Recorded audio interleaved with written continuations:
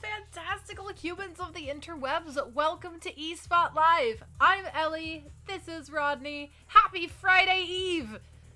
Oh, it feels like the end of a week. It has been such a fantastic week, but an exhausting one. I didn't really have too much of a weekend. Not that I'm complaining, because I was, wait for it, at E3. Can't really complain there. But it definitely has felt like a solid 2-week long week.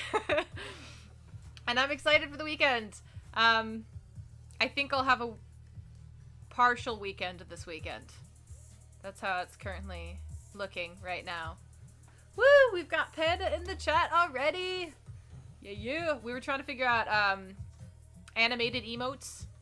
Apparently that's some sort of a thing, but I don't know what kind of a thing it is. We haven't figured it out yet, but if you happen to jump into the chat and figure out animated emotes, let us know, because I'm curious. I always thought... Don't know what happened with words there. It's fine. I always start eSpot Live with disclaimers. Last time it was a bit stormy, and so the interwebs were wonky. This time, interwebs are on point. And actually, everything seems to be running relatively smoothly. Knock on wood. I know that's always a dangerous thing to say, but everything seems to be working okay. The only thing I'm not entirely sure about is the sound, the background sound. I genuinely don't remember if I had this discussion on eSpot Live or on Elevated, but I always have to adjust my earbuds because I'm hard of hearing on one side, and so I have to kind of balance it, and I didn't balance it correctly, so I'm having a hard time hearing the background music. Let me know what it sounds like for you guys, if the balance between my voice and the background music is okay, and if it's not, let me know which direction you'd like me to alter it, and I'll do that. That's the really only disclaimer, is that I'm not entirely sure how well the sound's balanced this time around. That being said, stream seems to be running smoothly on my end. I had a little bit of time to kind of at least test that ahead of time. Woo! So yeah, knock on wood, this is gonna be a smooth stream. I'm excited for it. I don't know why I'm doing like really awkward thumbs up today. It's fine. It's just one of those days. Like I said, Friday Eve. We're getting there. On that note, I should probably just jump straight into what I'm meant to be talking about today. If you are stumbling across eSpot Live for the first time and are not sure what the format is here, this is a stream where I get several news topics together with the help of the lovely Panda, and babble about them. That's essentially all it is. Like, the news topics in the entertainment industry that we find interesting, we talk about, and it's a good time. So, welcome. On that note, the first topic I have to chat about is Nintendo, but specifically Nintendo expressing interest in creating a non-binary Pokemon. However, my favorite part about this whole thing is that it came at a specific request from a kid who wrote in, which is really, really cool. I love stuff like that. I love when big companies actually pay attention to consumers, especially when you have kids writing in and you see sometimes that gets ignored, and sometimes you'll see like people respond to it and really cool stuff comes out of it, and we might get a non-binary Pokemon, which, I mean, about time. But let's chat about this a little bit. So throughout the history of the Pokemon series, creatures are either male, female, or gender unknown. And that's typically how they've been categorized, but Nintendo seems to be in solid support of trying something a little bit new with that. So a Twitter user named Slate has shared a very sweet moment on the social media site by saying, quote, "My kid wrote a letter to Nintendo and they wrote back." The post included a picture of the letter where a representative, Liz Daniels, stated that it would be, quote, "awesome to have a non-binary Pokemon appear in-game." So the response says, quote, "In your letter, you asked us to make non-binary Pokemon. I think that's an awesome idea. There are so many varieties of Pokemon, so it would make sense to have a variety of genders as well. We want to make sure people of all kinds feel welcome and comfortable while playing our games." I'll send your feedback to the appropriate departments to review and thoughtfully consider. Thank you again for sending us this letter. End quote. So yeah, it remains to be seen kind of how far this is gonna go, if Nintendo as a whole is gonna take this to heart and create some new characters. But at the very least, it's really, really nice, especially as a kid. It's nice to feel seen. It's nice to feel heard. I think it's really cool that they responded. But I think it would be even cooler if something came out of it. I think that'd be really awesome. So we don't know if they're going to be including non-binary Pokemon in the next game.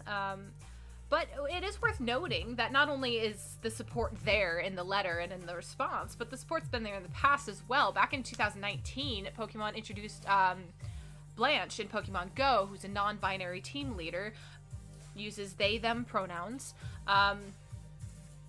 And then the blog posts revolving around their announcement specifically refer to them by their chosen pronouns there. And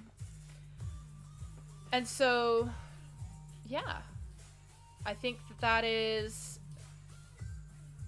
a really cool way to do it. Also worth noting is Blanche, obviously, well, maybe not obviously, but the root of that word means white, which is the color of the trans flag that represents non-binary people in particular. So this happened around 2 years ago now. And so, you know, we'll have to see kind of what comes next, but it sounds like Nintendo and Pokemon in particular is listening and genuinely open to introducing new things to make the game more inclusive. So cool stuff there. But yeah, we'll have to see what happens with the Pokemon. Yeah, I just love stuff like that. That's so heartwarming for me. Like I said, all aspects of that. The support's heartwarming. You can look at it from whatever direction you want to. Obviously, companies have to make money, and so it's in their best interest to support the people playing their games. But still, it's nice to see stuff like that. And like I said, my favorite part is that this request came from a kid, and they responded. They took it seriously and responded. So we shall see if the next game starts rolling out non-binary pocket monsters. That's all I got on that particular topic, unless y'all have thoughts, in which case drop them in the chat and I'll pick them up, chat about them. In the meantime, next up to chat about is another really, we went all, I don't know, maybe not all heartwarming, but a couple of heartwarming topics this time around. In this case, I'm saying a lot, and I just realized that, so now it's going to get real awkward, because now I'm going to be second guessing every sound that comes out of my mouth. You're welcome. Welcome to the mind, oh Ellie. Anyways, the next topic to chat about is, from the comic perspective, Nightwing's new best friend has gotten a secret identity, and it could not be more adorable. So, Nightwing, number 78, introduced a new character, if you will, a three-legged puppy, lovingly nicknamed Bitewing, who has absolutely captured the heart of comic fans. A fan poll decided the official name of the pup would be Haley, and that being said, many fans have still been referring to her by her other name. And it seems now that the Bat family will pick up the nickname Bitewing as well. So Nightwing faced down his newest adversary, Heartless, and his new canine companion was very worried about him. So Barbara Gordon and Tim Drake told him about the pup's concern, and in doing so, coined Haley's superhero codename Bitewing. Dick can't help but admit that Bitewing is a great name for his new friend, but felt the need to remind everyone that her name is Haley.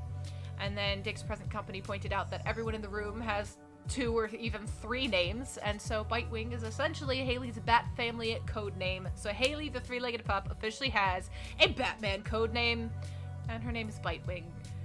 And I love it so much. It's so cute. Haley's not the first pet that the Bat family has had. She's not even the first dog. The very first Bat family pet was Ace the Bat Hound. Ace was created by Bill Finger and Sheldon Moldoff following the popularity of Superman's dog Krypto, and first appeared in 1955's Batman number 92. Ace didn't appear too often, but the character's proven really popular over the years. The second Bat Family dog came during Peter J. Tomasi and Patrick Gleason's run on Batman and Robin, and this was Titus, a Great Dane, who was a gift from Bruce to his son Damian. Damian initially did not want Titus, but then bonded with the dog, as you do. And that kind of inadvertently turned Dick Grayson's former boy wonder into an animal lover. And then Damian has had a number of pets since Titus. Some are part of non-canon comics, like Jerry the Turkey from Dustin Nguyen and Derek Fridolf's Little Gotham. But the majority of them have been part of DC's main continuity. Two of these pets were introduced during the New 52 run of Batman Inc. by Grant Morrison and Chris Burnham. Batman Inc. number 1 introduced the unforgettable Bat Cow. The second pet introduced in Batman Inc. number 6 was a cat gifted to Damian by Alfred. Damian then named the cat Alfred Pennyworth after Alfred, obviously. You know, because that won't cause any confusion at all in the Batcave. And then the final Bat family pet of note is Goliath, who was Damian's pet dragon bat, created by Patrick Gleason for the Robin, Son of Batman series. This large winged creature was Damian's first pet. Though he had to leave baby Goliath when he went to Gotham, when Damian returned, he found Goliath all grown up and considerably larger. Goliath accompanied Robin on many of his rebirth adventures, including with the Teen Titans. Dick Grayson's former Robin being the reason why so many pets call the Batcave their home, perhaps Damian's love of animals has rubbed off on his former partner. So yeah, Nightwing initially insisted that he was not going to keep his new canine companion, but now she not only has a name, but she has a secret identity as well, so I think she's probably here to stay. And you know, what better partner for Nightwing than Bitewing? It's canon. It's there. It's official. She's got a nickname, a code name. I feel like this just makes me, it like reminds me of Pet the Dog, where you can go through and see what video games have petable animals. This is like the version of that, but we're going through comics, DC comics. Which comics have animals? Yeah. That's about it on that one. I love pets. I love patting the pets. Fun stuff there. I just thought that was adorable. Bitewing. Also, I love puns, which most of you probably already know. So, it's a good mix there for me. The next up that I have to chat about is a slightly less heartwarming story, especially for those of you with Oculus Quest, because Oculus Quest apps will soon have ads. Because Facebook. As you do. Yeah. So Facebook has planned on rolling out test ads in Oculus Quest apps starting within the next few weeks, according to a report. So theoretically, this move could help both Facebook and VR developers, but it's very likely to see pushback from Quest owners who are already concerned with the social network's policies. In case you hadn't heard, Facebook had announced a $2 billion takeover of Oculus back in 2014. And that was kind of its way of worming its way into the VR space. The latter's Rift headset helped to revive the VR industry. And since then, the company has shipped multiple models, including the Rift S and the Gear VR, the latter being a partnership with Samsung. The Quest line is notable for being both wireless and fully independent, while the Quest 2 can link with a PC for high-end games like Half-Life, Alyx, or Pavlov VR. Onboard storage and processing means that it can run lighter apps and games such as the Climb 2. The combined cost of PCs and headsets is considered a stumbling block to the mainstream adoption of VR, which has in turn led most developers to prefer flat-screen projects. So the first ads on these new VR headsets and apps will appear in Resolution's dueling title Blaston, as well as 2 unspecified games, according to The Verge. Facebook says it plans to expand efforts based on feedback and ultimately create a self-sustaining platform for VR development. Timing will depend on the nature of feedback, and Facebook has promised that people will be able to block specific posts and companies. It's further promising no plans to collect camera images, movement data, voice recordings, or fitness information, though it will track app downloads and whether or not ads have been viewed, including even whether people hover over them. Opening an ad will launch it in the Quest web browser. Quest owners have often been very vocal about resenting Facebook, particularly for a 2020 change which forced them to drop their standalone Oculus accounts in favor of Facebook profiles. I talked about that on an earlier eSpot Live episode. People weren't overly happy about that. For convenience sake, it kind of makes sense, but at the same time, it really made it so people could no longer ignore the fact that everything was owned by Facebook. And so there were plenty of people who had the Oculus and not Facebook and or had separate accounts and really wanted to keep them separate that didn't really have that choice anymore. So you had a bunch of people creating separate Oculus accounts. It's a whole thing. It's a whole thing that happened last year. People are still figuring things out. So yeah, I feel like people are already not overly happy with what Facebook has chosen to do with Oculus, but what can you do? Also, it's worth noting that switchover had some benefits, like I said, convenience sake, there was easier sharing, things like that, but then a Facebook ban renders Quests temporarily unusable, and in addition to that, a lot of people are just not necessarily fans of Facebook's practices outside of VR. All of that said, the company's subsidies have made it so the Quest 2 has been the most cost-efficient VR headset on the market. So a base model of that starts at $299 versus $599 for an HP Reverb G2 or $999 for a Valve Index. So May data from Valve showed that the Quest 2 had a 93.90... That was not the right number at all. 23.33% of Steam VR user base, followed by 19.17% for the Rift S and 16.49% for the Index. So, yeah, it's doing well for itself simply because of the cost effectiveness. Also, Facebook's actual share of the VR market is likely even higher than that, since some people are presumably sticking to the Oculus store. This is going to make it really difficult as well for developers themselves to avoid advertising. Although Steam is still an option, but they often need Oculus for exposure. It'll be really, really interesting to see how that moves forward. There's a lot of kind of lawsuits in progress right now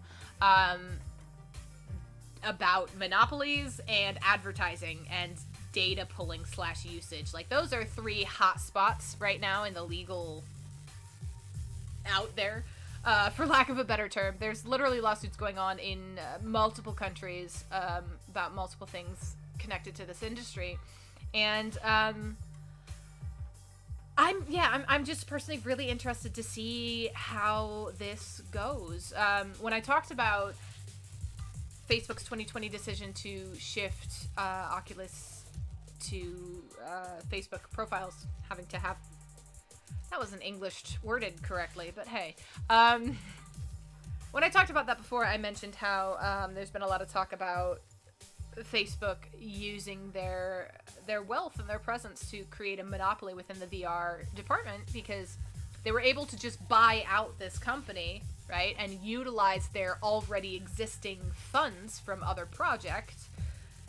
Facebook is a large company, and it's bigger even than that.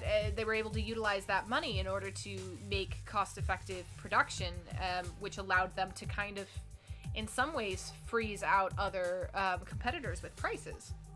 So that's a whole thing. And I'm very interested to see kind of what the end of this is going to look like. And it's going to take a while before we get to the end of this. I've mentioned before on repeat ad nauseum that the legal sphere of existence has a very hard time keeping up with technology, and especially anything related to the internet, but technology in general is moving so quickly, and the law for lack of a better term, is not known for its fast-moving, quick-paced decision-making. So it's been very interesting to kind of watch how issues are kind of compounding as court cases are slowly trickling along, and then as one case is decided, now there's... I'm just fascinated by this. I could talk about this for a long time, but I've talked a bit in the past about precedent and how a lot of these can set precedent, but it's hard to set precedent when by the time you make a decision in a court case, the newer cases are so different due to just changes in technology that it's just hard to keep up with, and I'm fascinated by that. And I feel like y'all aren't necessarily here to listen to me talk about lawsuits. So that's it for now on that particular topic. Yeah, so many thoughts, but not the time. If y'all want to babble about lawsuits with me, specifically when it comes to monopolies and or advertising and or data, hit me up in Discord, because I'm totally down for that conversation. Anyways, let's talk plushies. How's that for a transition? Hey, we got a G-Man in the chat! You missed me babbling about law. Or maybe you didn't miss it. Maybe you were just... like, move on. But yeah, now we're chatting plushies. Specifically the fact that fighting game champ Sonic Fox has gotten their own plushie. Side note that's unrelated to anything. I feel like we should have a Rodney plushie. I would love that. Rodney would love that. I could have Rodney cuddle with his own Rodney plushie. That's not related to anything and completely unconfirmed. That is literally just Ellie randomly wanting things. But what is confirmed is the Sonic Fox plushie, which is what I'm meant to be chatting about. So Dominique Sonic Fox McLean, who is a non-binary defender of the trans rights and perhaps the best fighting game player of a generation, has received their own plushie yesterday. So Sonic Fox's team, Evil Geniuses, updated its shop yesterday, advertising a 100% real, not a joke plushie in the likeness of fighting game's favorite furry.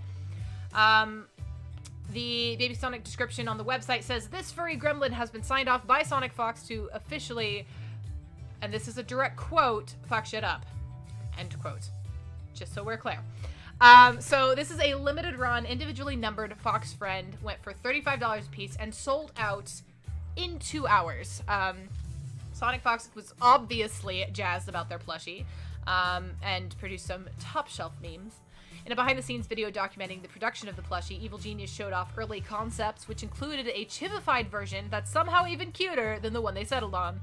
The plushie that ended up in production was something the video described as the essence of Sonic Fox. Starting with their first EVO win in Injustice Gods Among Us in 2014, Sonic Fox has gone on to win EVO championships in Mortal Kombat X, Dragon Ball FighterZ, and Mortal Kombat 11. So I guess X is probably 10. But my brain didn't get there. It's fine. Outside of EVO, they are a 2-time Injustice 2 Pro Series champion and the 2020 Final Combat champion. Sonic Fox's most recent victory came earlier this year at the We Play Esports Ultimate Fighting League Mortal Kombat 11 tournament in Ukraine. Lots of mouthfuls in this particular one. It was also most notable or more notable than that one, I guess, was their insistence on the announcer calling them the defender of trans rights, and having the trans flag serve as their player portrait background instead of their country flag, which is more commonly accepted. Sonic Fox has been an outspoken member of the Black LGBTQIA+ community, using their platform and tournament appearances to raise money for charity and speak out for queer and trans Black youth. So though the plushie is sold out, limited time run, here's to hoping they'll do another one and maybe restock in time for Christmas, perhaps. Could be a fun idea there. In the chat, G-Man saying DVSI Entertainment should sub-license Rodney merch. Just gonna, like, read that as a quote and let that go out there into the interwebs. I don't know how any of that works, not gonna lie. I just know that I have an emotional support duck, and I named him Rodney. And he's the best. This thing makes me so happy.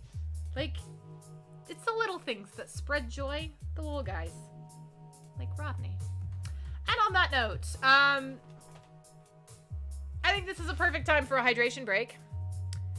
So, I'm gonna go ahead and do that. I'm putting that in the chat. Wait. We got there! It is time to hydrate or dehydrate. I like to lecture people to drink water because so many people that I know don't drink water, and water is necessary for your kidneys. I know I learned this the hard way, guys. I'm a stickler for a reason. Drink some water. Your kidneys will thank you. I feel like there's something I'm missing here. Usually people pop in with their favorite drinks there. Drinks are great. Enjoy your beverages. I'm not throwing shade on any of your favorite drinks. But water. Drink water. In addition. I'll be right back.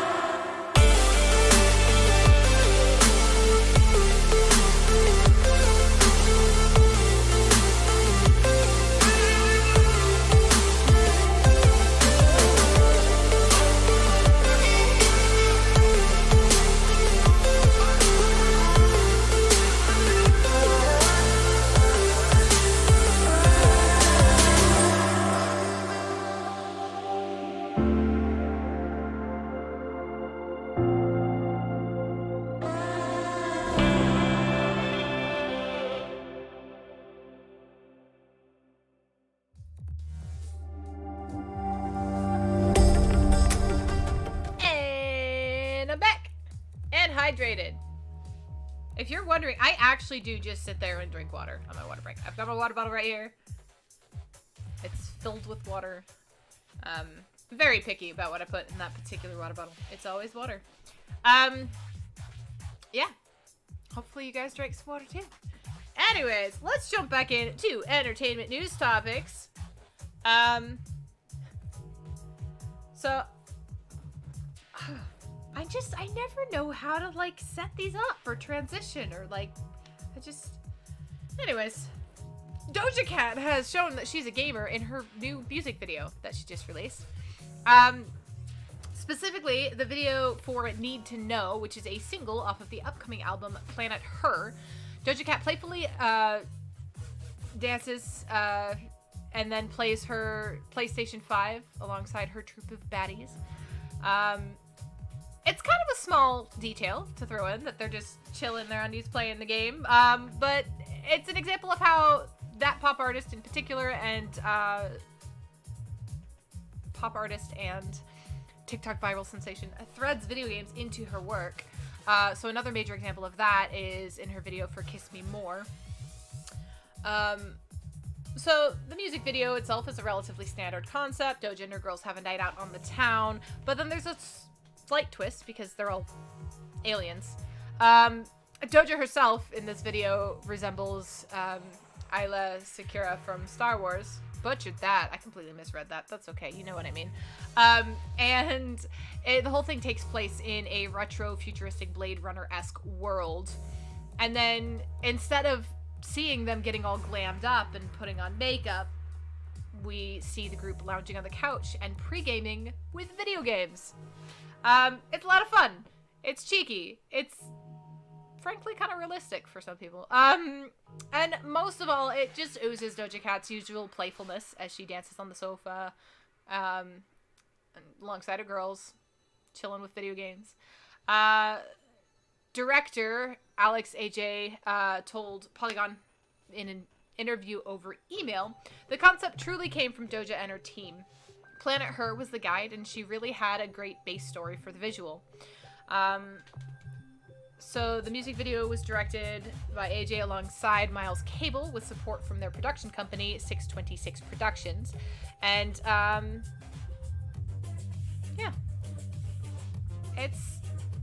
It's a fun, I'm catching up on the chat. Panda says, to be honest, the song is a bop. Well, most of her songs are to me. To you. Well, I'm not down with the lingo. What does that mean? Lumino. Gosh, I feel so old right now. Talking about the TikToker gamers. It's catchy. Okay, there we go.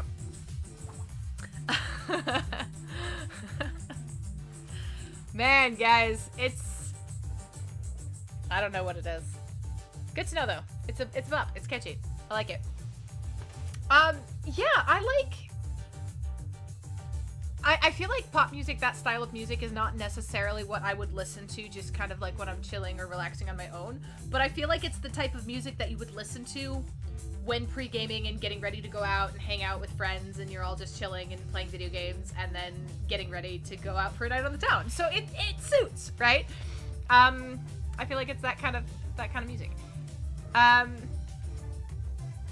So yeah, this is not, like I said, this is not the first time Doja has played around in the game space. She's got a Twitch stream every now and then when she spins hilarious off-the-cuff raps while she plays. And then her music video for Kiss Me More also featured a fictionalized game. She loves going on in interviews about the kind of games she plays. More recently, she's been playing Gang Beasts and Inside, just in case you were curious. So yeah, I love it because it's not an act, right? It's not just like trying to play into that gamer girl fan base or anything. Like, she's genuinely a gamer and nerdy about it and just puts that into her music. Which is just fun. I love stuff like that. I love creatives creating things, and I love nerds being openly nerdy, and I feel like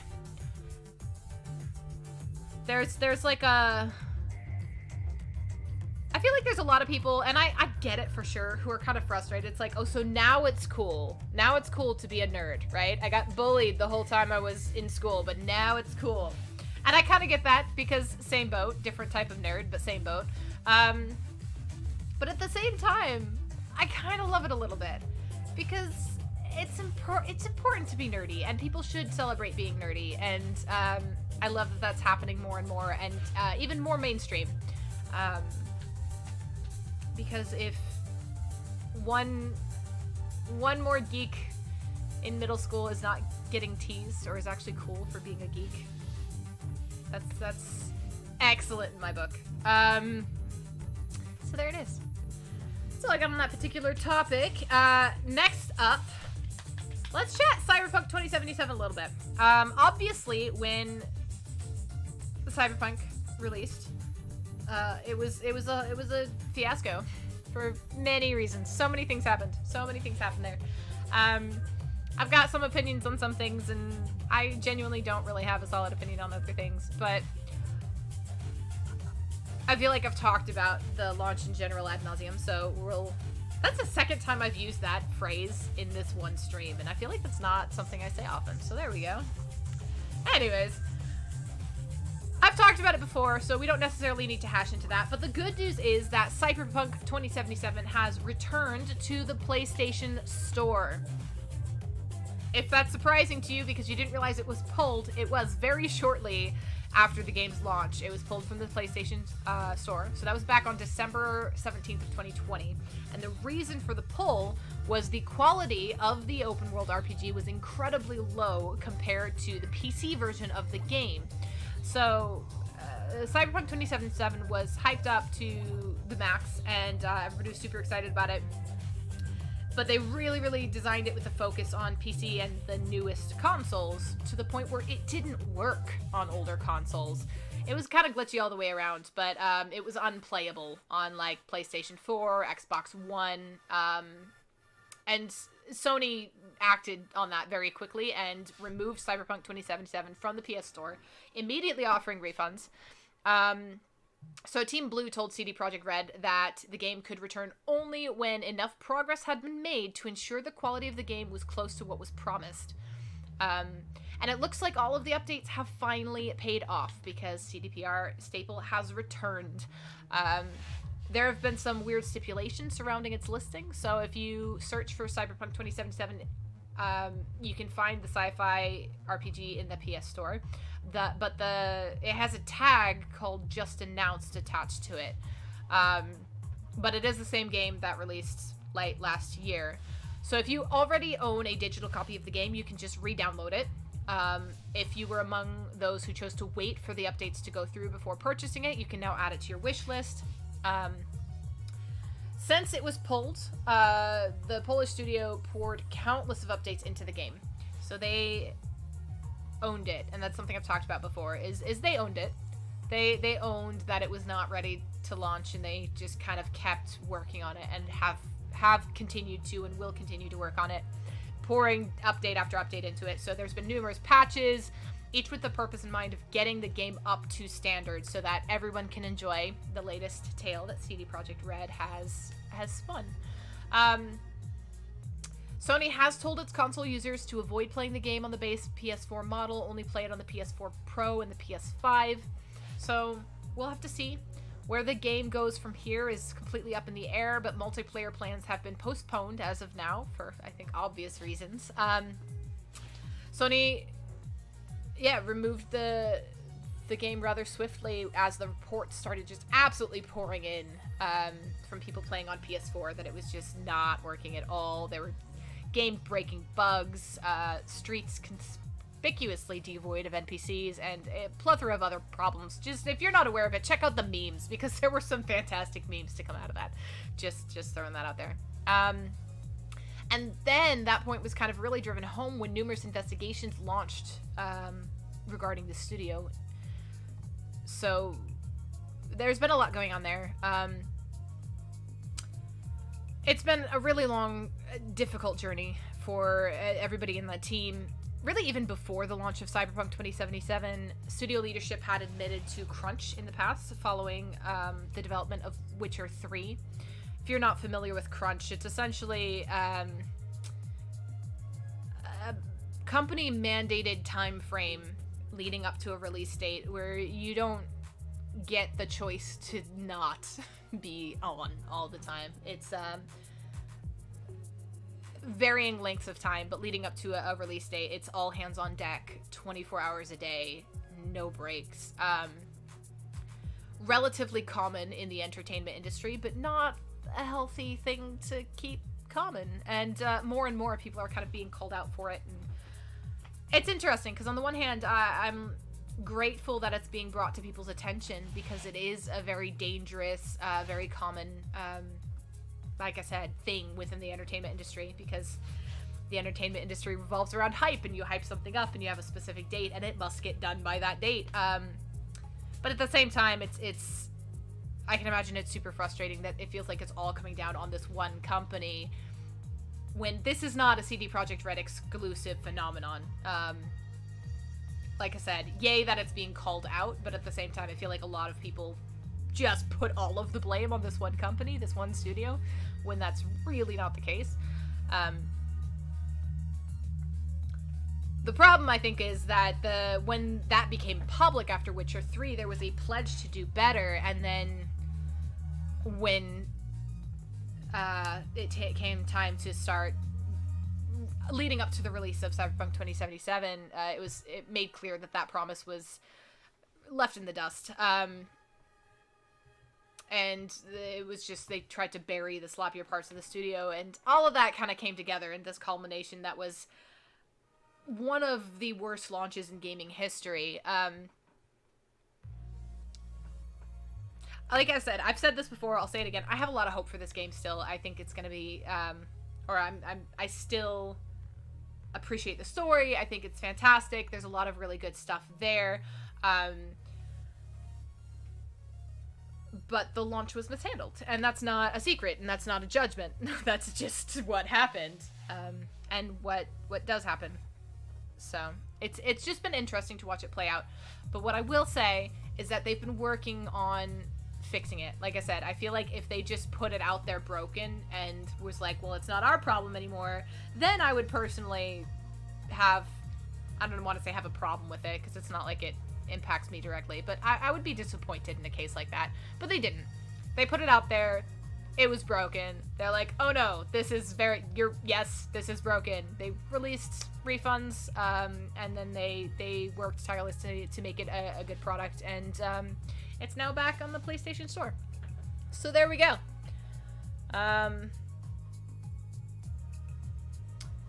That's interesting. Devious Eye Entertainment says, I think it still has a future ahead of it, and the bugs that people complain about can be patched. I concur. And that's happening. I don't know who's on the Devious Eye Entertainment page, because it wasn't me. Oh, Jedi Roxy's there. Okay. Hello, Jedi! That tripped me out. I didn't even know you could do that. Anyways, I concur. Like I said, I still have a lot of hope for that. But it's been interesting to watch. It's been something I talked a little bit ago about how it kind of gave me a little bit of hope to see, as not a great launch as they had, as many things as went wrong. I will always have respect for people who keep going. And CD Projekt Red definitely did like that. Like I said, they owned their mistakes and they corrected them, and they're still correcting them, and it's a good game.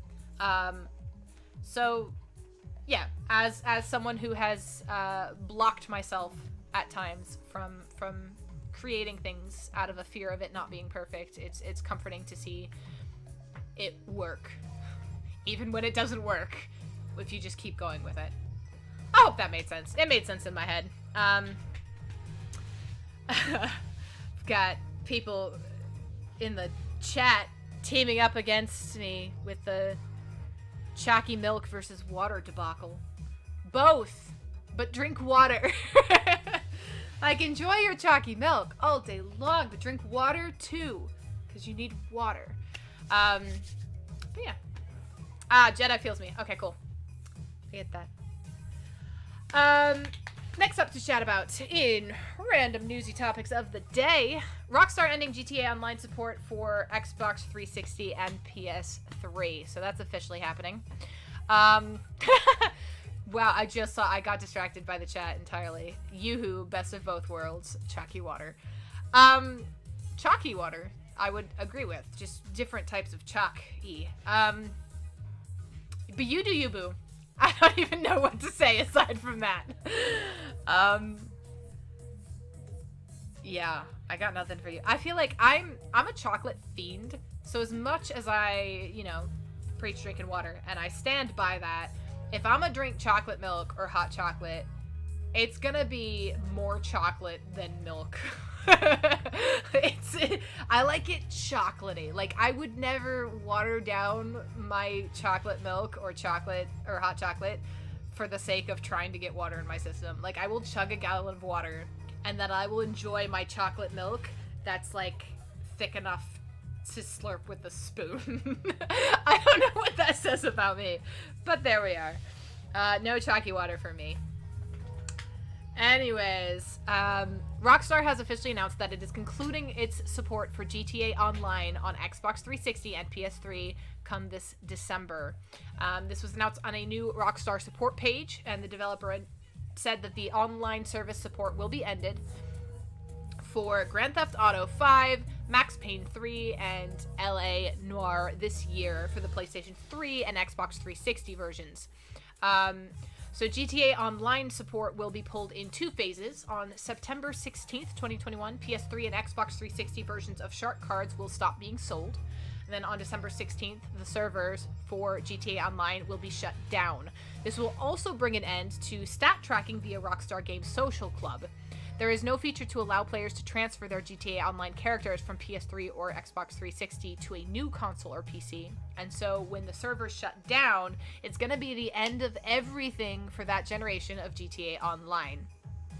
Additionally, there are no refunds available for Shark Cards, so if you recently bought one, your balance is not going to be able to be rescued or transferred to a newer version of the game. As for LA Noire and Max Payne 3, both games' online services will end on September 16th, 2021, including stat tracking via the Rockstar Games Social Club website. Rockstar has noted that none of these changes will affect the story mode / campaign for GTA 5, Max Payne 3, or LA Noire. Players can still play single-player stories of these games with no problem. And then, worth noting that as one generation of GTA Online dies, yet another is born. Last year, Rockstar announced that GTA 5 and GTA Online will be upgraded for PS5 and Xbox Series X and S. And the updated version will be available in November. So they're kind of staggering that rollout to make sure that you have the updated version available before they fully shut down the old version. And there it is. I've got Hydrate in the chat. Always. Thank you for that, Panda. And then I'm just catching up the chat real quick. The quote, chocolate milk thick enough to slurp with a spoon is the leading cause of Jedi Roxy coughing up coffee. It wasn't pretty. You're welcome. And I love that you put thick with 4 C's because that is the thick that I was referring to. You know me. You got me. Same wavelength there. She thick. So I like my chocolate milk. What can I say? If I'm gonna indulge in like chocolate in beverage form, it's like I said, I'm not gonna water that down. I'm gonna drink my water and hydrate because that's good for you. And then I'm going to just overload everything with chocolate because that's, I don't know, releases dopamine or something. Yes, top quality Chalky in the Chalky milk, 100%.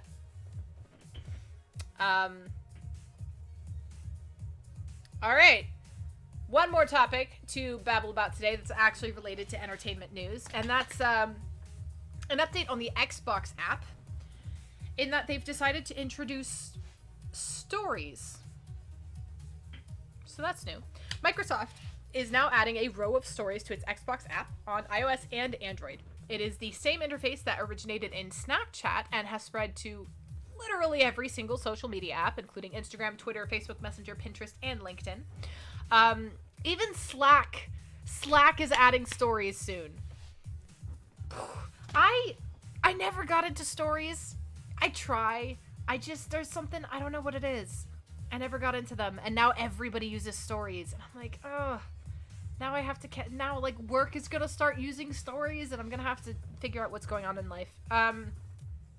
Now you'll also be seeing stories from Xbox games in the mobile app, and just in case you don't have enough stories in your life.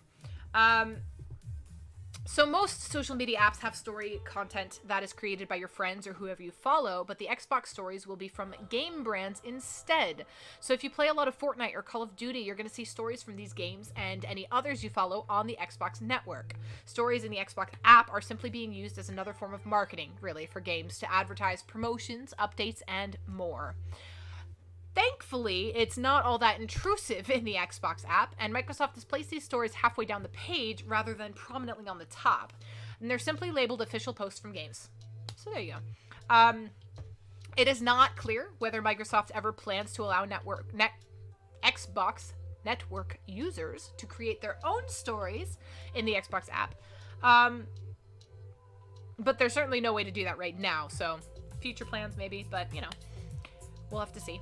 Xbox has said that it's adding stories into the Xbox app because everyone deserves to see... What does that say? I'm like saying this so confidently. Maybe read what I'm supposed to be saying. Because everyone deserves to see that no scope, but you'll only see the no scopes from brands and not your talented friends. So there it is. Stories that have invaded all of social medias are also now on the Xbox app. I don't know how I feel about it. I don't personally have the Xbox app right now, so I can't really talk too much. Anyways, like I said, I've just, for some reason, you know, I wonder, I'm not a particularly visually minded person. I think I've mentioned in the past on eSpot Live, I have something called aphantasia, so my brain doesn't think in pictures. They're just not there in my head. I can process them, I can see them, I can remember things, obviously. It's just stored a little bit differently. And I wonder if that's why I don't engage the same way I see other people in stories, because it's a very visual way of telling, like, short form story, essentially. They're stories. But it's very, very visual, and so it's not that text part of a post that I can read through. It's something a bit different. I don't know if that's why it's just never really fully clicked for me. If this is something that, like, everybody's like, yay, stories, they're the best thing since sliced bread. And I'm just over here missing out. I don't know. But, I think actually using it as a tool for advertisements, especially in the way that they're doing it, respectfully, halfway down the page, so it's not just blah, in your face advertising. I think it's a decent way to do advertising, because you're gonna advertise. Advertisements are going to happen, but to do so in a way that's that short form story type of visual, you know, production. I think that's a pretty cool way to do it. So I'm curious to see how this ends up rolling out, how people receive it, what the future of it is. Yeah. If y'all have opinions, I'd love to hear them. Like I said, I don't have that app, so I feel like I don't have much room to have an opinion on it, but there it goes. That's all I have. That's it. That's it. We're done. Just, like, hang up now. It's not hanging up, but I know what I mean. That's all I have for eSpot Live today. Thank you so much for joining and hanging out with me. Thank you for the conversation on chocolate milk. I'm glad that I was able to make Jedi Roxy snort on some coffee. Also, water. You're drinking coffee and you should be drinking water. It's late. I will be back Monday at 9 p.m. Eastern Time. That's 6 p.m. if you're on the other coast. I'm here every Monday and Thursday. And we have fun. We babble. We chat with the chat. It's a good time. Thank you so much for joining. Oh gosh, I'm so overwhelmed, guys. I'm so overwhelmed in the best of ways for the response over this past weekend. If you missed out on it, E3 was this weekend, and DVSI Entertainment had the absolute honor of showcasing 7 games that we're super proud of at E3. So exciting, so exhausting, and just the beginning. If you missed out on it, you can check out our YouTube channel and see those videos, the live presentations, and yeah, there's just so much excitement. So thank you for all your support. We're blown away by the positive responses that we've gotten so far. We're super excited for the future, and we're also all sleep deprived, and it's amazing.